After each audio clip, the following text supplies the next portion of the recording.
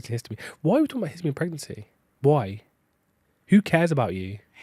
I don't care. I have had, I'm going to say, an unfortunate experience with histamine during this pregnancy. I was eating ice cream during the summer, like in a field with pollen all around me, and it was the best thing ever. Really, it's more about symptom management and kind of histamine survival. But actually, you mentioned the immune system, and I wanted to flag that. And so there is a major role that links to, histamine, the immune system, and fertility in both men and women.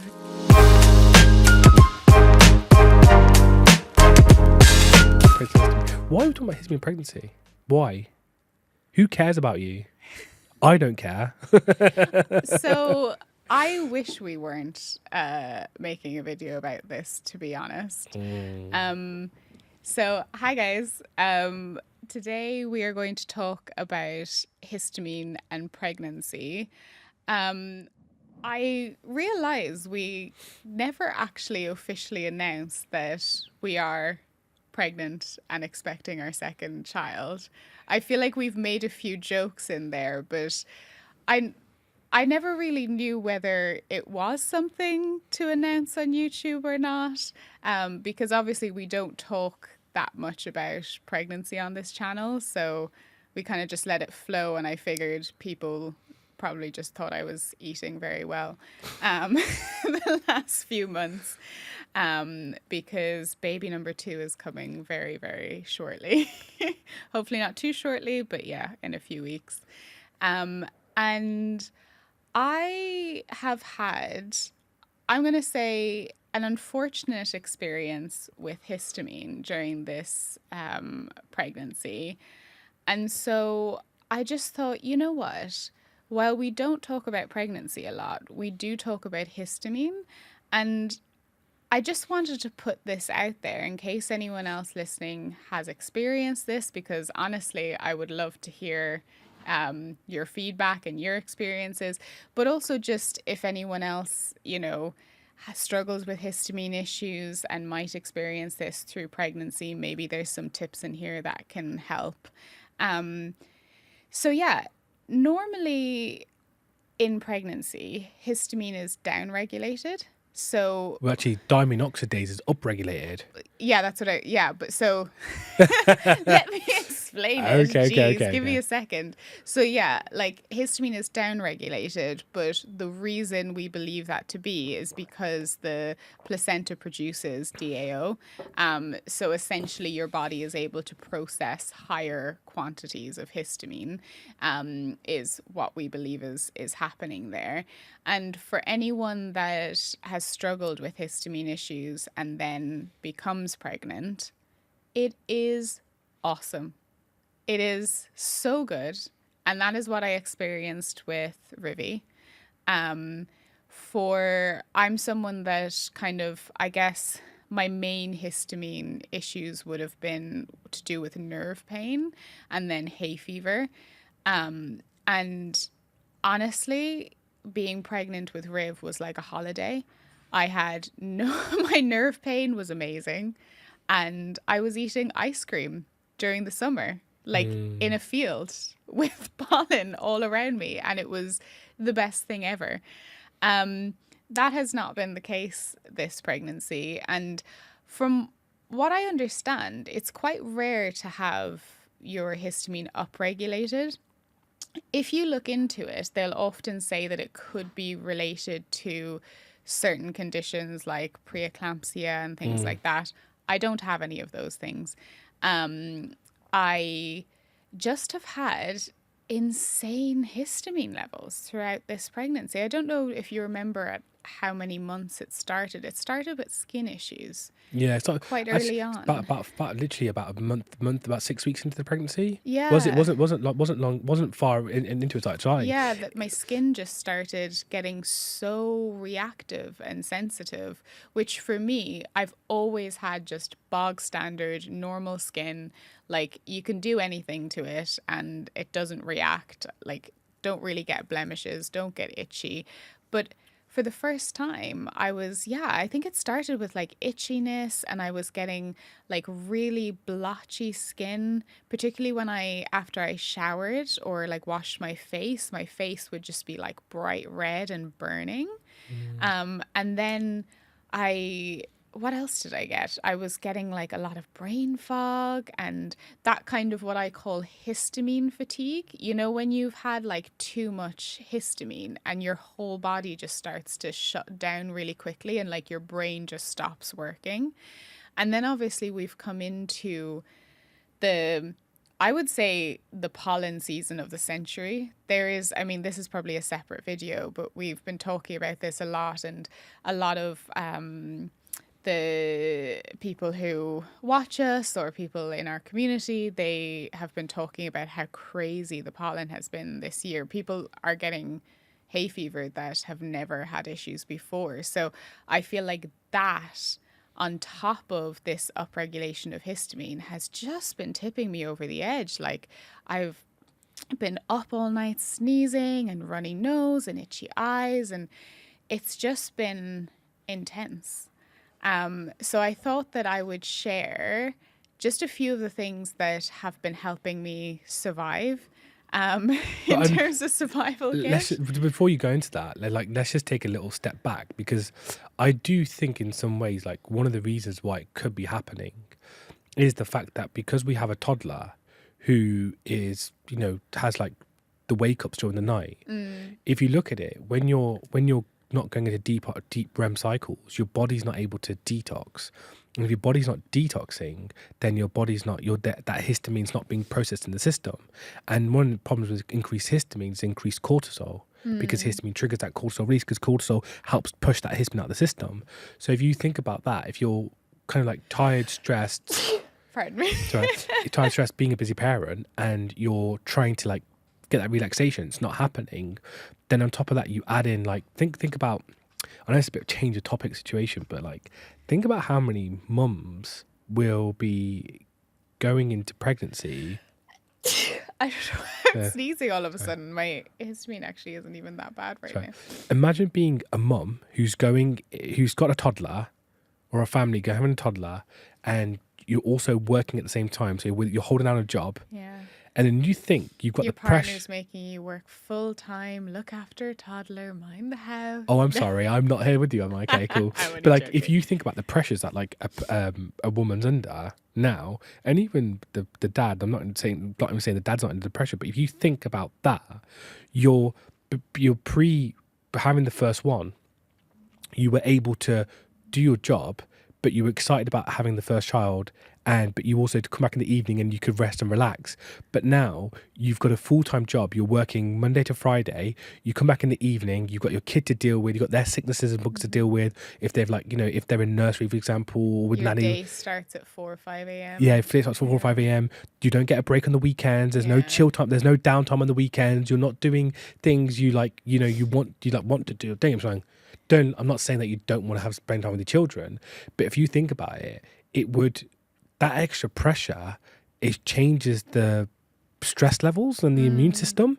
And you've got to remember, if you're constantly in not constantly a crisis, but if you're constantly up there because you have so much to deal with, your histamine's going to be up there because you have so much to deal with. So I do think that plays a major role in it. That's a really good theory, actually. But so what's just so I understand, why do you think it would be happening in pregnancy versus, say, the stress and pressure I was under before I became pregnant? I guess obviously being pregnant. Well, I wonder, because I didn't struggle with histamine upregulation before we conceived our second, but we still would have had like, lack of sleep, high stress, being back at work. Rivi was a bit younger, so she probably wasn't quite as fast. And you remember, but co-sleeping played a role. The child slept a bit longer, and because you had because you're with a primary parent at that point, because she stayed with you more, Yeah. your sleep, I could sleep a little bit more better. But actually, at the time, I was probably under a lot of pressure. Yeah. But You were sleeping a hell of a lot better. You've gotten a way worse deal since. yeah. So like, if you think about it, like a lot of situations have changed for it. Yeah. So I do think that stress plays And obviously plays a major being role. pregnant puts a lot of stress on your body. Obviously it's an amazing thing and we're so grateful to be able to conceive, but it does put a lot of extra stress. You know, your body's requiring more nutrients and more energy, and it's getting heavier, and you know, there's a lot more going on. But as you say, when you're a parent, you're not able to take the little nuggets. You know, you were reminding me, because I'm 8 months now, and I apparently have amnesia, and I was like, Dilly, was I this exhausted with Ruby? I don't remember it. And you were like, yeah, but you were also able to take naps on the weekend or sleep in, which just doesn't happen with Ruby. You weren't running your own business. You had like a team that had been in place for longer. And Or Tracy's famous question, why am I so exhausted? That gets a lot of patronising, sarcastic comments on the drive home. I think sometimes I just don't realise that I'm so heavily pregnant until I look down. Because you're so busy throughout the day sometimes that it's not until, you know, you bend down too quickly or Rivy like jumps on my bump and I'm like, oh. Yeah. But that's an interesting theory, actually. I appreciate you waiting to share it with me here. Lots of other time to speak. But yeah, I know what you mean, that the cortisol could almost be overriding the benefit of any excess DAO, particularly in the situation where we know I don't have any other health issues, because I know sometimes histamine excess can be related to certain health issues in pregnancy. So that's really interesting. Just my food for thought. I guess I wanted to just be really honest in the sense of, you know, we talk about histamine a lot here, and a lot of it is about histamine healing and, you know, overcoming histamine intolerance and rebuilding your immune system and things like that. But it's been really humbling to be in a situation right now where really it's more about symptom management and kind of histamine survival, because I'm having that upregulation of histamine, and particularly now because we're in the summer and, you know, the pollen is also kicking in, whereas before, because I didn't have that underlying aspect with the pregnancy, I could have done that histamine healing and my bucket wouldn't overflow. It's been really interesting being in that place and just accepting that, okay, I have these tools that I can utilize to, you know, survive and get through and not be in a horrific place with histamine, but also understanding that now isn't the time that I'm going to do that deep histamine healing, because there's that pregnancy every single day that's kind of, you know, upregulating it. So I just, for anyone that might be in a similar situation or might find themselves in a similar situation down the line, I just wanted to share some of the things that I've been doing. And, you know, a lot of the things are things that we've already mentioned, but I just thought we'd throw them out. Go for it. Dilly will be aware of all of these because it's like a necessity for me if I'm going to survive a day. No, I literally completely ignore you. Who are you again? I don't care at all. I mean, my first question to Dilly pretty much every week is, do we have Toxprevent? Did you bring home some Toxprevent? Yeah, you're going for the sachets, man. So I'm following the histamine intolerance protocol personally now, and I have been following it since about 6 weeks of pregnancy. I've used Toxprevent with my previous pregnancy through breastfeeding before I was pregnant, so my body's very used to it. But that has been the absolute foundation, and I follow that thing religiously, and it is amazing because often you wake up in the morning. I find the morning and the evening the worst times for histamine, and it just kind of clears my system and gets me ready for the day. Also, not the most fun, but it is what it is. I have had to be really diligent again with dairy. So I think I've mentioned it here before, but dairy for me is that thing that really increases my histamine levels. Now, that doesn't mean that everyone listening is going to have to reduce dairy and that's going to be a thing for them. If you have hay fever, eczema, I would look at dairy. It's usually a thing, but it's not the case for everyone. But for me, it's not about going on a low histamine diet. I know I'm aware of my body enough to know what foods upregulate my histamine and what foods are okay. And for me, dairy is the big one. So I've had to be quite disciplined in that, which is very fun when you live with an absolute cheese monster. I have a problem, people. Well, because we've mentioned before as well that actually when you're on that histamine healing journey, what's interesting and what can happen for some people is actually they can tolerate very high quality dairy quite well, which is where I usually would be outside of this. So we do buy a lot of, organic, local, high quality dairy, but right now, even that's too much. So I've had to accept that that's where it is, and that those two things alone have made an absolute massive difference, I have to be honest. The other two things are making sure I'm keeping my electrolytes and my magnesium high. Reason being is it just allows all of the cells to kind of function properly, and I find that because of the burden that high histamine can have on your body, that kind of exhaustion and the sneezing and the skin irritation, it's really important for me to have that baseline to make sure that, I guess, the gears are oiled, if you will. But just don't be dehydrated, because I think like one of the big things with like women during pregnancy is because the baby pushes in the bladder, they worry about wetting themselves. Yeah. And so they'll like try and reduce the amount of water they're having, but that can actually be more detrimental, because when you dehydrate yourself, your immune system like goes, oh my god, something's going on, we need to go find water, which then upregulates the histamine to trigger that cortisol release, and you cause have more problems. So if you are like worried about it, you should add electrolytes in, because your body needs the sodium, the magnesium and the calcium and especially the potassium to actually function and create energy. Potassium is massive in pregnancy, which as we'll well, talk about separately though. particularly if you plan on nursing or breastfeeding. You really need to build up your stores before that. But actually, you mentioned the immune system, and I wanted to flag that it also it's reinstilled just how important optimal vitamin D is for that whole histamine cascade. Because I'll be honest, I've been in a really, really great place with my histamine for a long time now. And you do sometimes forget, how powerful a certain change was. You do start taking things for granted. And so this experience, as I said, has been really humbling, because it's shown me just what a difference some of these things can make, and just how horrific living with histamine excess can be.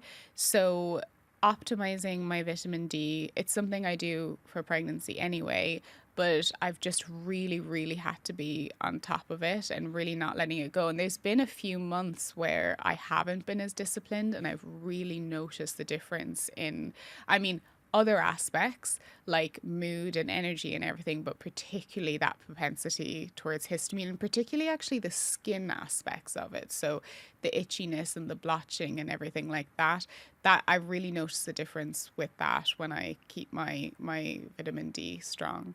You would, because it regulates the immune system. And then finally, not to draw this out too much, but just one thing that I guess is slightly less nutritional, but again, reinstilled in me, because I definitely was that person that was quite lucky in that I didn't have very reactive skin. I've always been conscious of trying to improve the quality of products, like, personal household and, creams and makeup and everything, and trying to use natural, like low chemical products. But again, now experiencing reactive skin, I realize just how much the environmental triggers can play a role. I am no longer that person that can get away with falling asleep in my makeup, which I shouldn't confess anyway, because I know it's really bad. But it used to be, a good to do. Now it's a have to do. Washing off your makeup, getting your hair out of your face, making sure you're using natural creams, because there's been a few products that, I have flared me up and have been quite painful. So being careful with that. And also, not to plug, I guess, another Tox Prevent zeolite product, but it has been saving me, is the Dentagain zeolite toothpaste. Because another massive histamine reaction I've been having, which is new to me, is mouth sensitivity. Again, I'm someone that's always been pretty lucky. I haven't had dental issues, but having inflamed, painful, bleeding gums has been a massive thing when I can feel my histamine high. And so what I've been doing is I've been using the zeolite toothpaste as a bit of a mask. So I'll brush my teeth as regular, but then I'll do that. I'll put more toothpaste on the toothbrush and I'll literally just brush it gently across my entire mouth. Then I'll go and shower or do some exercise or fold the laundry, give it 20 minutes, whatever. And then I'll rinse it off. And that has been amazing, just to pull and reduce and cool that inflammation. And honestly, I don't know what I would do without it, because it's been really bad. It's repairing a leaky mouth. Yeah, 100%. You're reducing the inflammation in the mouth. 100%. You're reducing inflammation, you're allowed it to heal. Yeah. Just a caveat at the back of what you're saying, we will do. I'm talking to a fertility specialist and a fertility nutritionist. Oh yeah. Another one, and I was chatting to her about it, and so there is a major role that links to histamine, the immune system, and fertility in both men and women, and we're going to do. I'm just waiting to get some dates from her to book it in, but we're doing a little bit of research together on it. But once we get that through, I think we should do a video on the impact of histamine and fertility. Oh, I would love to do that. There's a running joke in our company, which is people that use Tox Prevent get pregnant. Yeah, it's a running joke, and trust me, it's a running joke, and it you got to be careful. Don't keep a box of Tox Prevent too close. Yeah, it's to your bedstand. It's not a theory, shall we say, but there is some strong, compelling evidence towards it. So, which we will talk about, but let's get another specialist on, because I think that would be a fun conversation. I mean, it's absolutely not a theory. I could talk about how it works, and I took it even though we didn't have fertility issues. I took it before and less frequently now, but a little bit during my pregnancy with Rivi, just because of some of those benefits and protective effects. But that's a great idea. Let us know if hormones and pregnancy and fertility is a topic that you're interested in, because as I say, we never really broached it because we didn't think that it would be something of interest, but if it is, we have so much to say. So drop a comment below, let us know what you'd like to hear us talk about, and yeah, we'd love to share. Awesome. Thank you, everyone. Thank you.